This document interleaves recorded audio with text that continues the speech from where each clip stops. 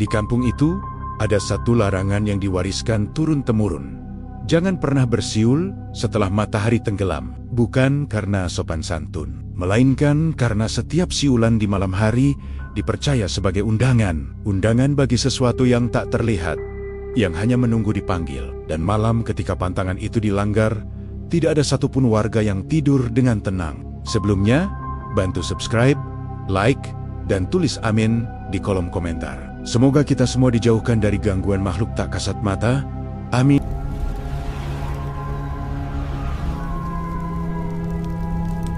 Di desa Karangjati, malam selalu datang lebih cepat dari tempat lain. Matahari baru saja tenggelam, tapi gelap sudah menutup jalanan sempit di antara rumah-rumah kayu. Angin membawa bau tanah basah dan suara serangga yang bersahutan. Di desa itu, setiap orang tahu satu pantangan yang tak pernah tertulis. Jangan bersiul setelah maghrib. Raka, pemuda perantau yang baru kembali setelah 7 tahun, tidak terlalu mempercayai hal semacam itu. Baginya, larangan tersebut hanya sisa kepercayaan lama yang diwariskan tanpa alasan logis. Malam itu, sambil duduk di teras rumah orang tuanya, Raka tanpa sadar bersiul pelan mengikuti nada lagu yang ia dengar di kepalanya. Siulan itu memecah kesunyian. Beberapa detik kemudian, suara jangkrik berhenti bersamaan. Angin yang tadinya berembus tiba-tiba mati.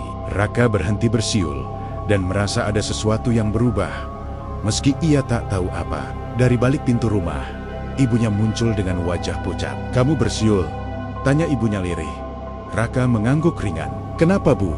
Ibunya tidak menjawab. Ia justru menarik tangan Raka masuk ke dalam rumah dan menutup pintu rapat-rapat, seolah takut ada yang mendengar. Malam itu, Raka mendengar ibunya berdoa lebih lama dari biasanya. Tak lama setelah itu, terdengar suara langkah kaki di luar rumah.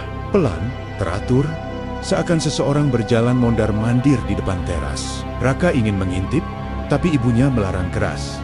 Hingga menjelang tengah malam, langkah itu baru menghilang. Itulah malam pertama pantangan itu dilanggar, dan desa Karangjati tidak akan pernah sama lagi. Keesokan paginya, kabar tentang siulan Raka menyebar cepat. Di warung kopi, para lelaki tua berbisik-bisik. Beberapa ibu memilih menutup pintu lebih awal, meski matahari belum sepenuhnya tenggelam. Malam berikutnya, suara aneh mulai terdengar.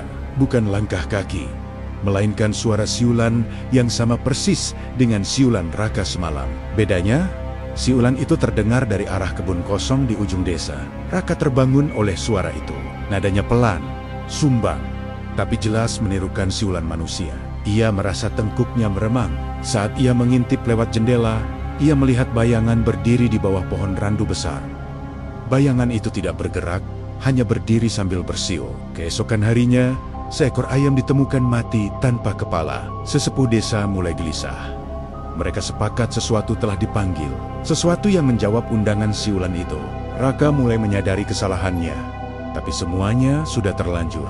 Tanda-tanda semakin jelas. Anak-anak mengigau menyebut suara siulan. Anjing-anjing desa melolong setiap malam menghadap kebun randu. Namun masih ada warga yang menganggap semua itu kebetulan. Raka mencoba meminta maaf dengan caranya sendiri. Ia menyalakan lampu teras semalaman dan memutar doa dari ponselnya. Tapi setiap kali doa diputar, siulan itu justru terdengar lebih dekat. Suatu malam, Raka mendengar namanya dipanggil dari luar rumah.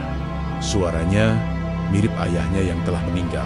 Ia hampir membuka pintu, jika ibunya tidak langsung memeluknya sambil menangis. "Jangan jawab, itu bukan ayahmu," bisik ibunya. Sejak saat itu, Raka mulai yakin, pantangan itu bukan sekadar mitos. Warga mulai melihat sosok tinggi kurus di ujung gang setiap malam.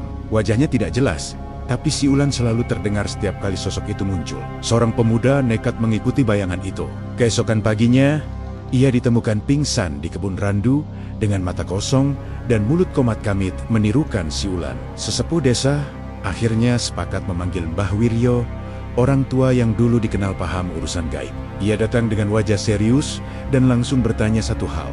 Siapa yang bersiul pertama kali? Semua mata tertuju pada Raka. Mbah Wiryo menjelaskan bahwa siulan malam hari adalah isyarat bagi makhluk penjaga batas. Makhluk itu akan datang meniru suara pemanggilnya. Malam itu, desa menggelar doa bersama. Tapi saat doa mencapai puncaknya, siulan terdengar keras, tepat di tengah-tengah mereka. Lampu padam seketika, Dalam gelap, Raka merasakan ada napas di belakang lehernya. Siulan itu terdengar tepat di telinganya sendiri.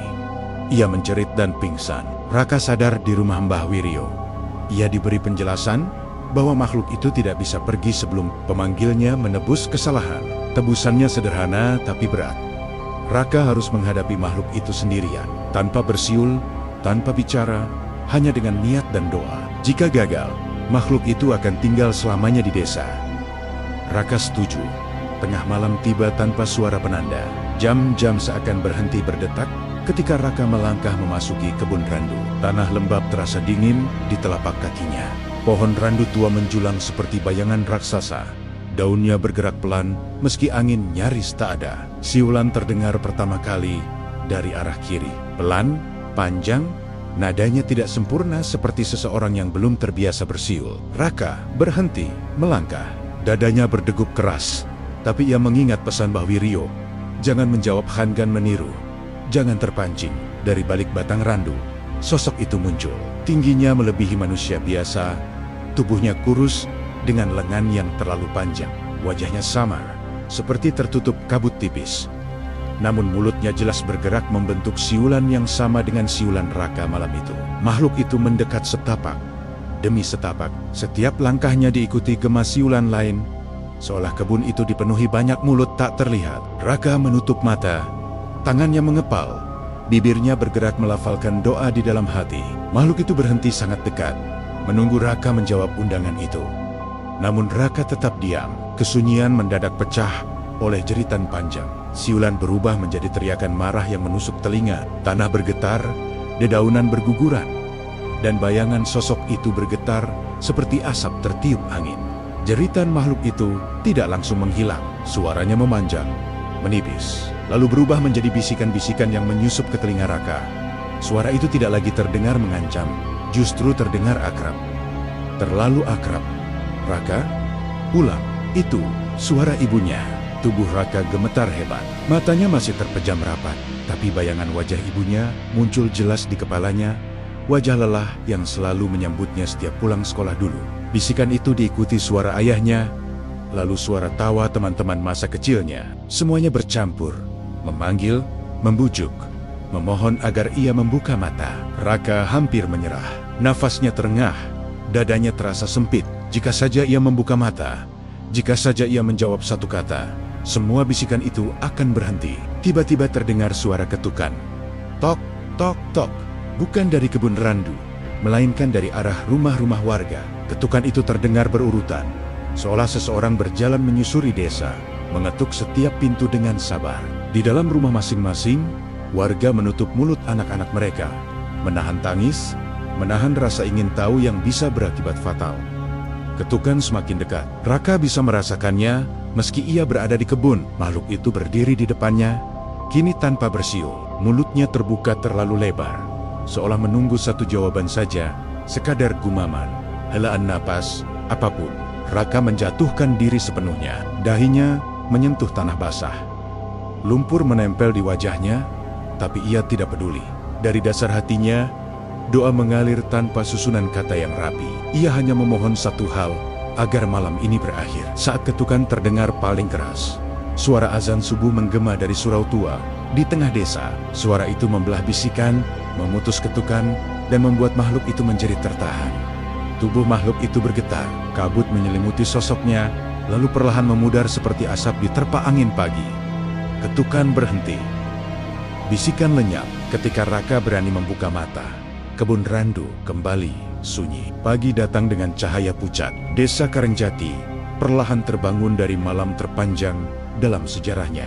Pintu-pintu rumah terbuka ragu-ragu. Warga saling menatap tanpa banyak bicara, seolah memastikan bahwa mereka masih berada di dunia yang sama. Raka ditemukan tergeletak di bawah pohon randu. Tubuhnya dingin, pakaiannya basah oleh embun dan lumpur. Ketika ia membuka mata, pandangannya kosong, seperti seseorang yang baru kembali dari tempat yang jauh. Sejak hari itu, Raka berubah. Ia jarang berbicara, sering termenung menatap kosong, dan hampir tidak pernah keluar rumah setelah matahari terbenam. Setiap menjelang subuh, ia terbangun dengan nafas terengah, Telinganya berdenging seolah mendengar siulan yang tak pernah benar-benar pergi. Mbah Wiryo mengatakan kepada warga bahwa makhluk itu telah kembali ke batasnya. Namun, pelanggaran pantangan selalu meninggalkan jejak. Tidak semua harga dibayar dengan kematian. Ada yang dibayar dengan rasa takut, ada pula yang dibayar dengan ketenangan batin. Sejak kejadian itu, larangan bersiul di malam hari tidak pernah lagi dianggap remeh. Anak-anak ditegur hanya karena bersenandung pelan. Para pemuda menahan diri meski hanya untuk bercanda. Desa kembali tenang, tapi ketenangan itu lahir dari rasa hormat dan ketakutan. Waktu berlalu, musim berganti. Desa Karangjati kembali menjalani hari-hari seperti biasa. Kebun randu kembali ditumbuhi rumput liar, seolah menyembunyikan kenangan kelam yang pernah terjadi di sana. Raka memutuskan kembali merantau. Ia merasa desanya tidak lagi sama. Atau mungkin justru dirinya yang telah berubah. Malam sebelum keberangkatan, ia duduk sendirian di teras rumah, memandangi jalan desa yang gelap. Angin malam berhembus pelan. Untuk sesaat, Raka lupa. Bibirnya hampir membentuk siulan, refleks lama yang muncul tanpa ia sadari. Dadanya langsung sesak, tangannya gemetar. Ia menutup mulutnya sendiri, menarik nafas panjang, lalu berdiri masuk ke dalam rumah. Doa terucap lirih. Bukan karena takut, tapi karena sadar. Saat pintu hampir tertutup, terdengar siulan lirih dari kejauhan. Nadanya asing, tidak sempurna, seperti siulan seseorang yang belum terbiasa. Raka membeku. Ia tidak menoleh. Ia tahu, tidak semua undangan berasal dari dirinya. Pintu ditutup perlahan, lampu dipadamkan. Di luar, malam tetap sunyi. Pantangan itu tetap hidup selama masih ada manusia yang lupa menjaga batas.